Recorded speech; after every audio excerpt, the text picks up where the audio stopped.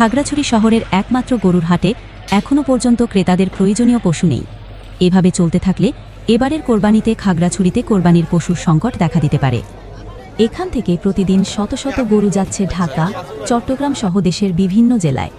তবে ব্যবসায়ীরা অভিযোগ করছেন, গরু পরিবহন এবং বিক্রিতে নানা ধরনের হয়রানি এবং অতিরিক্ত টোল দিতে হচ্ছে তাদের। আসন্ন ঈদুল আজহা সামনে রেখে পৌরসভা কিছু পদক্ষেপ গ্রহণ করেছে। পৌরসভার সবচেয়ে বড় চ্যালেঞ্জ হয়েছে বর্জ্য ব্যবস্থাপনা, এবং ঈদুল আজহায় এটি একটা বড় আকার ধারণ করে। সেজন্য আমরা পৌর এলাকার কিছু স্থান নির্দিষ্ট করে দিয়েছি পশু জবাইয়ের জন্য। স্থানীয়রা আশঙ্কা করছেন, এভাবে খাগড়াছড়ি থেকে গরু অন্যত্র চলে যাওয়ায় এবারের কোরবানিতে গরু সংকট দেখা দিতে পারে। খাগড়াছড়িতে প্রাকৃতিকভাবে বেড়ে ওঠা স্বাস্থ্যবান পাহাড়ি গরুর চাহিদা অনেক, এবং ওয়ার্ড ভিত্তিক মাইকিংয়ের ব্যবস্থা করেছি। পশুর জবাইয়ের পরে পুরোপুরি পরিচ্ছন্নতা কীভাবে নিশ্চিত করা যায়, ব্লিচিং পাউডার কীভাবে ব্যবহার করা যায়, সব কিছু বিষয়ে একটি মাইকিং, লিফলেট প্রচারণা, বিভিন্ন গুরুত্বপূর্ণ স্থানে ব্যানার টানানো ইত্যাদি কার্যক্রম সম্পন্ন করা হচ্ছে।